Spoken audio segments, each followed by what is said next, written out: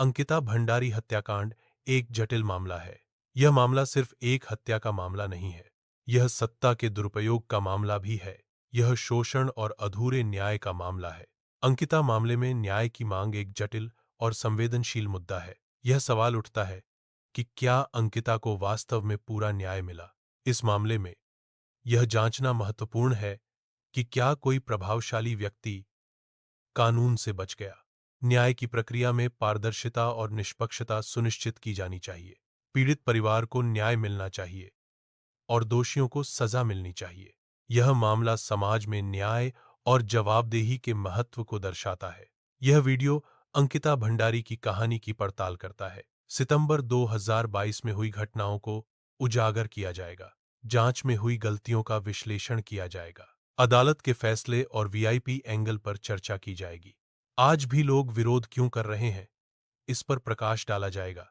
अंकिता भंडारी उत्तराखंड के डोब श्रीकोट गांव की निवासी थीं। उत्तराखंड भारत का एक राज्य है जो हिमालय की गोद में बसा है। डोब श्रीकोट एक छोटा सा गांव है जो उत्तराखंड में स्थित है। अंकिता भंडारी की पहचान एक स्थानीय निवासी के रूप में थी। उनके जीवन और परिस्थितियों के बारे में अधिक जानकारी उपलब्ध है। यह जानकारी अंकिता भंडारी के प्रारंभिक जीवन को दर्शाती है। चरित्र केवल 19 वर्ष का था। उनकी युवावस्था ने उनके अनुभवों और दृष्टिकोण को आकार दिया। वह एक साधारण परिवार से आई थी, जो उसकी विनम्र शुरुआत को दर्शाता है। उसकी परवरिश ने उसके मूल्यों और जीवन के प्रति दृष्टिकोण को प्रभावित किया। पहाड़ी क्षेत्रों के कई युवाओं की तरह अंकिता भी अपने परिवार का समर्थन करना चाहती थी। उसका लक्ष्य अपने परिवार को आर्थिक रूप से स्थिर करने में मदद करना था। अंकिता की प्रेरणा अपने परिवार के लिए बेहतर जीवन प्रदान करना था। वह अपने परिवार की सहायता करके उनकी कठिनाइयों को कम करना चाहती थी। अगस्त 2022 में उन्होंने नौकरी शुरू की। यह नौकरी ऋषिकेश के पास स्थित थी। वह वानंत्रा रिजॉर्ट में काम करने लगी। उसने रिसेप्शनिस्ट के रूप में काम करना शुरू किया। रिसेप्शनिस्ट का काम रिजॉर्ट में मेहमानों का स्वागत करना होता है। यह नौकरी उसके करियर की शुरुआत थी। यह एक दुखद स्थिति को दर्शाता है। विषय को इस नौकरी के अंतिम होने का कोई अंदाजा नहीं था। यह नौकरी उनके जीवन का अंत बन जाएगी। यह एक अप्रत्याशित और दुर्भाग्यपूर्ण परिणाम है। यह घटना विषय के लिए एक दुखद मोड़ साबित हुई। वनंत्रा रिजॉर्ट एक रिजॉर्ट था। इस रिजॉर्ट का मालिक पुलकित आर्य था। पुलकित आर्य ने इस रिजॉर्ट को अपने व्यवसाय के लिए इस्तेमाल किया। यह रिजॉर्ट कई विवादों से जुड़ा हुआ था। रिजॉर्ट के मालिक की वजह से इसकी छवि खराब हो गई थी।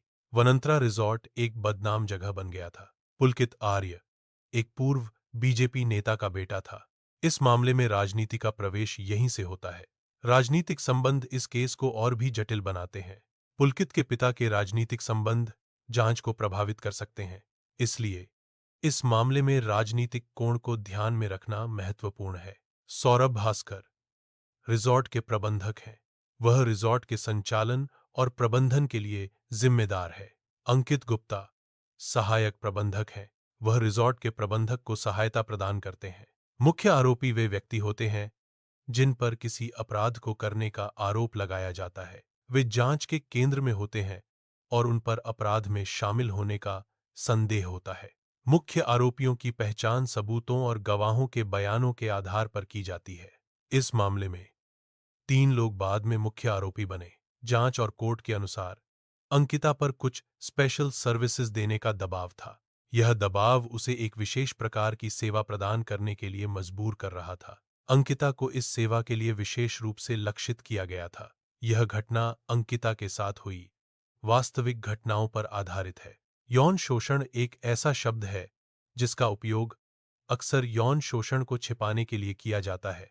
यह एक व्यापक शब्द है जिसमें कई प्रकार के अवांछित यौन व्यवहार शामिल हो सकते हैं। यौन शोषण में यौन उत्पीड़न, यौन हमला और यौन दुर्व्यवहार शामिल हो सकते हैं। यह शब्द अक्सर यौन शोषण की गंभीरता को कम करने के लिए इस्तेमाल किया जाता है। यौन शोषण के पीड़ितों को सहायता और समर्थन की आवश्यकता होती है। अंकिता ने अपनी असहमति साफ तौर पर व्यक्त की। उसने किसी भी तरह के समझौते से इनकार कर दिया। उसका इनकार दृढ़ और स्पष्ट था। किसी भी दबाव या प्रलोभन का उस पर कोई असर नहीं हुआ। उसने अपने परिवार और दोस्तों को बताया कि उसे नौकरी में परेशानी हो रही है। उसने अपने परिवार से अपनी नौकरी की कठिनाइयों के बारे में बात की। उसने अपने दोस्तों को भी अपनी नौकरी की समस्या के बारे में बताया। उसने कहा कि वह रिजॉर्ट छोड़ना चाहती है। नौकरी की परेशानी के कारण वह रिजॉर्ट छोड़ने का विचार कर रही है। अंकिता 18 सितंबर 2022 को अचानक लापता हो गई। उसके लापता होने से परिवार और दोस्त चिंतित हैं। स्थानीय पुलिस को तुरंत सूचित किया गया। पुलिस ने गुमशुदगी की रिपोर्ट दर्ज कर ली है। अंकिता की तलाश जारी है। पुलिस जनता से सहयोग की अपील कर रही है। फोन बंद होने का मतलब है कि डिवाइस पावर ऑफ है। जब फोन बंद होता है तो वह कोई भी सिग्नल नहीं भेजता या प्राप्त नहीं करता। इसका मतलब है कि कॉल या मैसेज उस तक नहीं पहुंच सकते। बंद फोन की बैटरी भी नहीं खर्च होती है। यह स्थिति तब होती है जब उपयोगकर्ता जानबूझकर फोन को बंद कर देता है। फोन बंद होने पर उसे फिर से चालू करने की आवश्यकता होती है। परिवार ने रिजॉर्ट से पूछताछ की। पूछताछ का मुख्य उद्देश्य स्पष्ट जानकारी प्राप्त करना था। रिजॉर्ट से कोई स्पष्ट जवाब नहीं मिला। यह परिवार के लिए चिंता का विषय था। 24 सितंबर 2022 को एक दुखद घटना घटी। अंकिता का शव चिल्ला नहर से बरामद हुआ। यह घटना गंभीर जांच का विषय है। शव की बरामदगी ने कई सवाल खड़े कर दिए हैं। जांच से पता चला कि पीड़ितों को नहर के पास ले जाया गया। वहां पीड़ितों और हमलावरों के बीच बहस हुई। बहस के दौरान पीड़ितों को धक्का देकर नहर में गिरा दिया गया। यह कार्रवाई पीड़ितों के खिलाफ हिंसा और हत्या के इरादे को दर्शाती है। मौत का कारण स्पष्ट नहीं है। मौत की परिस्थितियों की जांच की जा रही है। यह हत्या का मामला प्रतीत होता है। जांचकर्ता सबूतों की तलाश कर रहे हैं। संदिग्धों से पूछताछ की जा रही है। जांच में देरी सबसे बड़ी समस्या थी। देरी के कारण जांच प्रक्रिया धीमी हो गई। यह देरी कई कारणों से हो सकती है। देरी के कारण निष्कर्ष निकालने में भी मुश्किल हो रही थी। इसलिए देरी को कम करना महत्वपूर्ण है। राजस्व पुलिस एक ऐसी प्रणाली थी जिसमें पुलिसिंग की जिम्मेदारी राजस्व अधिकारियों को दी जाती थी। इस प्रणाली के अंतर्गत आने वाले क्षेत्रों में राजस्व अधिकारी पुलिस के कार्यों का निर्वहन करते थे। राजस्व पुलिस आमतौर पर हत्या जैसे गंभीर मामलों के लिए प्रशिक्षित नहीं होती थी। उनकी प्राथमिक भूमिका राजस्व संग्रह और भूमि संबंधी मामलों का प्रबंधन करना था। इसलिए गंभीर अपराधों की जांच के लिए उनके पास विशेषज्ञता और संसाधनों की कमी होती थी। यह प्रणाली कुछ क्षेत्रों में कानून और व्यवस्था बनाए रखने के लिए एक अनूठी व्यवस्था थी। एफआईआर दर्ज करने में देरी के कई कारण हो सकते हैं। एक कारण यह है कि सबूत इकट्ठा करने में समय लगता है। देरी का एक और कारण जांच प्रक्रिया में लगने वाला समय है। कभी-कभी पुलिस स्टेशन तक पहुंचने में लगने वाले समय के कारण भी देरी हो सकती है। जनता का गुस्सा लोगों के टूटे हुए भरोसे को दर्शाता है। यह गुस्सा अक्सर तब उठता है जब सरकार या नेता वादे पूरे नहीं करते। भ्रष्टाचार और अन्याय भी जनता के गुस्से का कारण बन सकते हैं। जनता का गुस्सा विरोध प्रदर्शन और आंदोलनों के रूप में व्यक्त हो सकता है। राजनीतिक संबंध तब होते हैं जब किसी व्यक्ति या संगठन के राजनेताओं या राजनीतिक दलों के साथ संबंध होते हैं। इन संबंधों का उपयोग विभिन्न लाभों जैसे कि प्रभाव, समर्थन या संसाधनों को प्राप्त करने के लिए किया जा सकता है। राजनीतिक संबंध सार्वजनिक राय और विश्वास को प्रभावित कर सकते हैं, खासकर जब हितों का टकराव या भ्रष्टाचार का संदेह हो। राजनीतिक संबंधों की जानकारी से जनता का गुस्सा बढ़ सकता है, खासकर अगर यह अन्याय या असमानता की धारणा को जन्म दे। उत्तराखंड राज्य में विरोध प्रदर्शन शुरू हो गए हैं।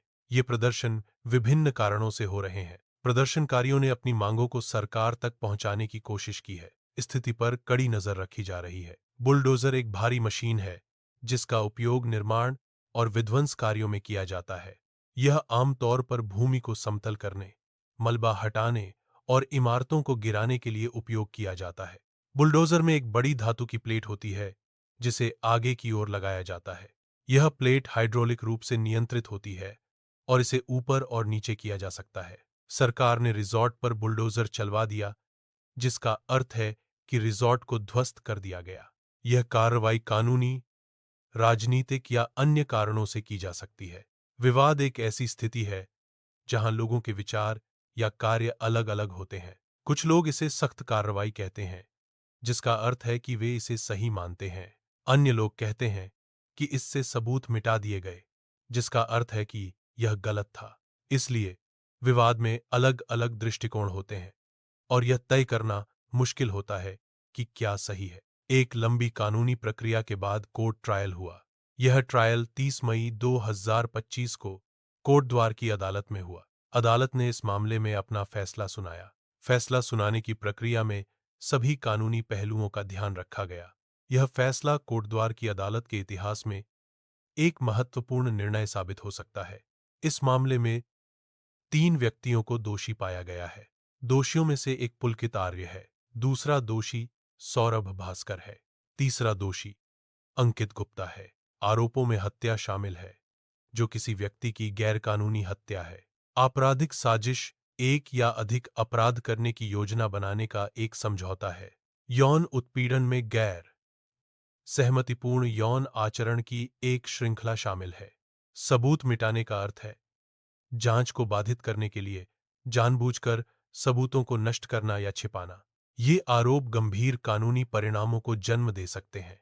सजा के तौर पर तीनों आरोपियों को आजीवन कारावास दिया गया। आजीवन कारावास का मतलब है आरोपियों को अपनी बाकी की जिंदगी जेल में बितानी होगी। यह सजा अदालत द्वारा सुनाई गई है, जो अपराध की गंभीरता को दर्शाती है।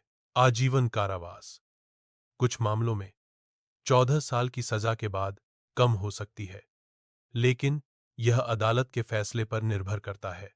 यह फैसला न्याय प्रणाली का एक हिस्सा है, जो अपराधों के लिए सजा निर्धारित करता है। मुआवजा एक प्रकार का वित्तीय भुगतान है, जो किसी नुकसान या क्षति के लिए किया जाता है। यह भुगतान आमतौर पर किसी दुर्घटना, चोट या संपत्ति के नुकसान के कारण होता है। अंकिता के परिवार को मुआवजा दिया गया है, जिसका मतलब है कि उन्हें किसी नुकसान के लिए वित्तीय सहायता मिली है। यह मुआवजा अंकिता के साथ हुई किसी दुर्भाग्यपूर्ण घटना के कारण दिया जा रहा है। मुआवजे का उद्देश्य परिवार को आर्थिक रूप से सहारा देना और कुछ हद तक नुकसान की भरपाई करना है। कानूनी राय को कानूनी दृष्टिकोण से एक मजबूत निर्णय माना जाता है। यह राय कानूनी प्रक्रिया और मानकों के आधार पर बनाई गई है। इस राय में कानूनी सिद्धांतों और नियमों का पालन किया गया है।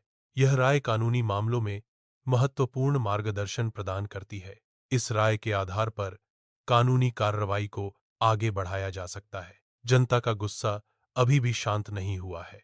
यह दर्शाता है कि लोगों में असंतोष और नाराजगी बनी हुई है। यह गुस्सा विभिन्न कारणों से हो सकता है, जैसे कि अन्याय, भ्रष्टाचार या आर्थिक असमानता। जनता का गुस्सा अक्सर विरोध प्रदर्शनों और आंदोलनों के रूप में व्यक्त होता है। इसे संबोधित करना और शांत करना महत्वपूर्ण है। शुरुआत से ही एक सवाल था, वीआईपी कौन है? यह सवाल वीआईपी के महत्व और पहचान को दर्शाता है। वीआईपी का दर्जा समाज में विशेष व्यक्तियों को दिया जाता है। यह सवाल वीआईपी के चयन और मानदंडों पर भी प्रकाश डालता है। लोगों का मानना था कि अंकिता पर दबाव डाला जा रहा था। यह दबाव केवल सामान्य मेहमानों के लिए नहीं था, बल्कि यह किसी शक्तिशाली व्यक्ति के लिए था। यह धारणा समाज में व्यापक रूप से फैली हुई थी। इस धारणा ने मामले की गंभीरता को बढ़ा दिया। लोग इस मामले में सच्चाई जानने के लिए उत्सुक थे। कुछ कॉल रिकॉर्ड और चैट्स मिले हैं।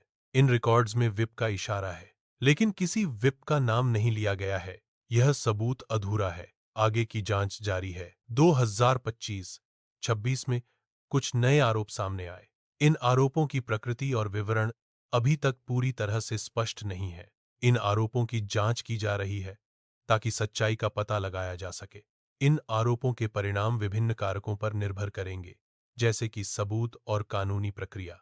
पुलिस ने कहा कि वीआईपी के खिलाफ कोई ठोस सबूत नहीं मिला है। जांच के दौरान पुलिस को कोई ऐसा सबूत नहीं मिला जो आरोपों को साबित कर सके।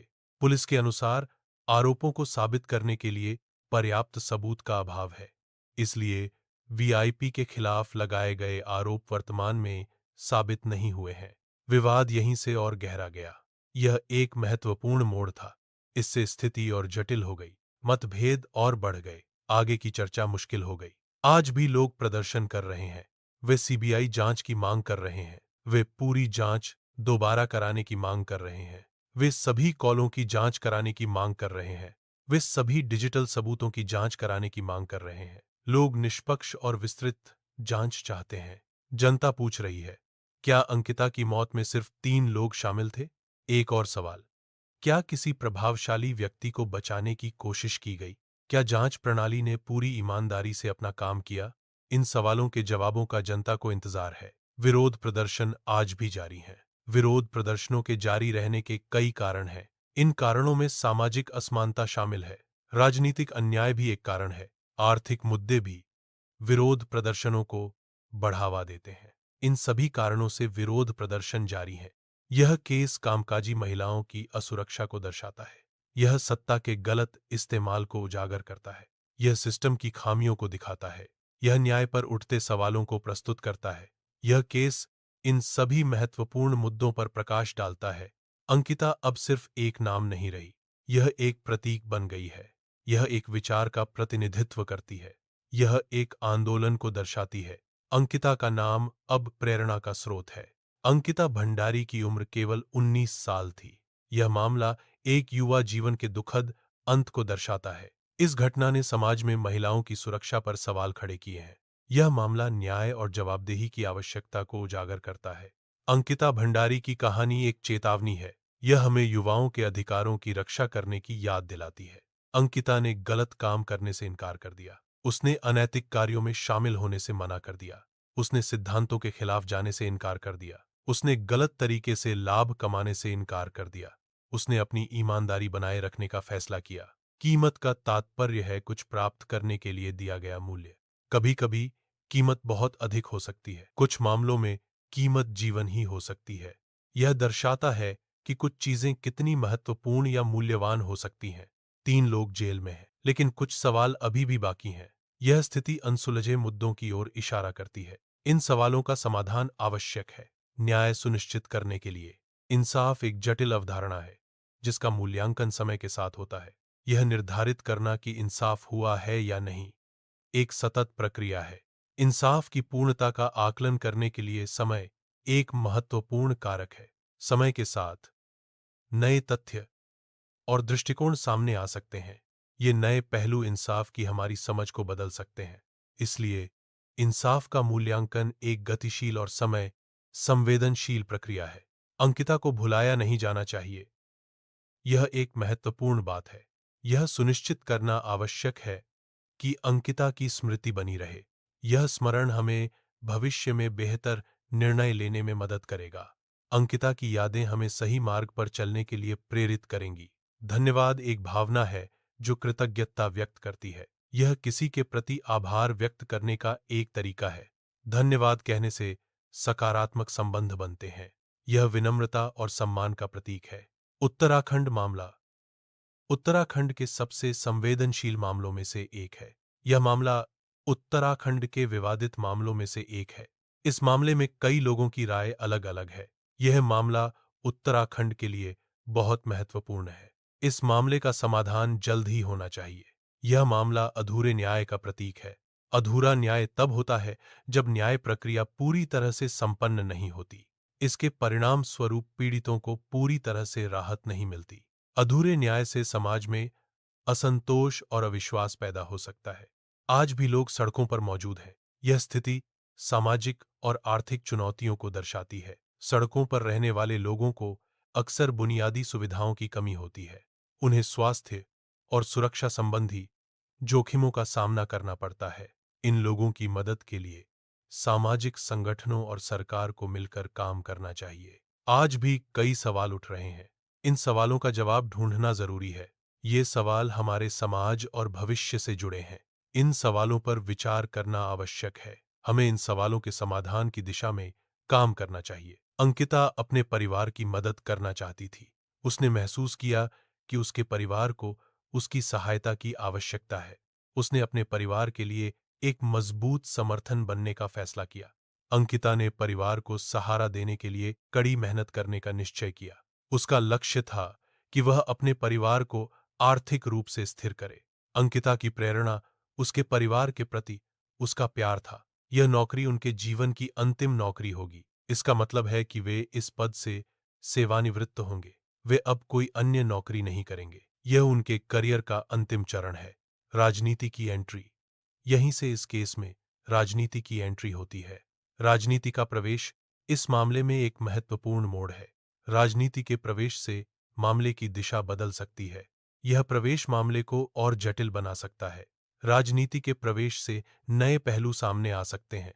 यह प्रवेश मामले में एक निर्णायक भूमिका निभा सकता है। अंकिता पर कुछ विशेष सेवा देने का दबाव डाला जा रहा था। विशेष सेवा एक अस्पष्ट शब्द है जिसका उपयोग यौन कृत्यों के लिए किया जा सकता है। यह दबाव अंकिता के लिए एक शोषणकारी और अपमानजनक स्थिति थी। इस तरह के दबाव को किसी भी परिस्थिति में स्वीकार नहीं किया जाना चाहिए। साफ इनकार का मतलब है किसी बात के लिए सीधे और स्पष्ट रूप से नहीं कहना। यह किसी प्रस्ताव, अनुरोध या सुझाव को अस्वीकार करने का एक तरीका है। साफ इनकार में कोई अस्पष्टता या भ्रम नहीं होता। यह सीधे तौर पर नहीं कहने के समान है। उदाहरण के लिए, अंकिता ने साफ मना कर दिया का अर्थ है कि अंकिता ने किसी बात के लिए स्पष्ट रूप से नहीं कह दिया। यह इनकार करने का एक निर्णायक और बिना किसी संदेह वाला तरीका है। अंकिता अचानक लापता हो गई। उसके लापता होने से परिवार और दोस्त चिंतित हैं। पुलिस मामले की जांच कर रही है। अंकिता को ढूंढने के लिए खोज जारी है। अंकिता का शव नहर से बरामद हुआ। यह घटना एक दुखद और संवेदनशील मामला है। जांच दल मामले की गंभीरता से जांच कर रहा है। स्थानीय पुलिस ने शव को पोस्टमार्टम के लिए भेजा। इस घटना से क्षेत्र में शोक की लहर दौड़ गई है। पीड़ित परिवार को सांत्वना देने के लिए लोग एकजुट हो रहे हैं। साफ हत्या एक ऐसी हत्या है जो स्पष्ट और निर्विवाद है। इसमें कोई संदेह नहीं है कि हत्या हुई है। यह एक ऐसी स्थिति है जहां हत्या के सभी तत्व मौजूद हैं। इसमें इरादा, मकसद और कार्य शामिल है। साफ हत्या में हत्यारे की पहचान स्पष्ट होती है। सबूत स्पष्ट रूप से हत्यारे की ओर इशारा करते हैं। रेवेन्यू पुलिस के पास पुलिसिंग संसाधनों की कमी होती है। वे हत्या जैसे मामलों से निपटने के लिए प्रशिक्षित नहीं है। उनकी प्राथमिक भूमिका राजस्व संग्रह और भूमि रिकॉर्ड का प्रबंधन करना है। इसलिए वे जटिल आपराधिक जांच के लिए उपयुक्त नहीं है। यह अक्षमता न्याय में देरी और जांच की गुणवत्ता को प्रभावित कर सकती है। विशेषज्ञता की कमी के कारण सबूतों से छेड़छाड़ का खतरा भी बढ़ जाता है। कुछ लोगों का कहना है कि बुलडोजर से सबूत मिटा दिए गए। बुलडोजर के इस्तेमाल से घटनास्थल को बदलने का आरोप है। यह आरोप सबूतों को नष्ट करने की ओर इशारा करता है। सबूत मिटाने से जांच में बाधा आ सकती है। यह कार्रवाई संदेह और अविश्वास पैदा कर सकती है। सबूतों की सुरक्षा सुनिश्चित करना महत्वपूर्ण है। तीनों आरोपियों को आजीवन कारावास की सजा सुनाई गई। आजीवन कारावास का अर्थ है दोषी व्यक्ति को अपने जीवन के अंत तक जेल में रहना होगा। यह सजा गंभीर अपराधों के लिए दी जाती है। अदालत ने अपराध की गंभीरता को ध्यान में रखते हुए यह फैसला सुनाया। आजीवन कारावास की सजा अपराधियों को समाज से अलग रखने का एक तरीका है। पुलिस के अनुसार वीआईपी के खिलाफ कोई ठोस सबूत नहीं है। इसका मतलब है कि जांचकर्ताओं के पास किसी भी अपराध में उनकी संलिप्तता को साबित करने के लिए पर्याप्त जानकारी नहीं है। पुख्ता सबूत की कमी के कारण आगे की कार्रवाई सीमित हो सकती है। यह स्थिति कानूनी कार्यवाही को आगे बढ़ाने में चुनौतियां पेश करती है। यह मामला सिस्टम की खामियों को दर्शाता है। सिस्टम में कुछ कमजोरियां हैं। इन कमजोरियों का पता लगाना जरूरी है। सिस्टम को बेहतर बनाने के लिए सुधार किए जाने चाहिए।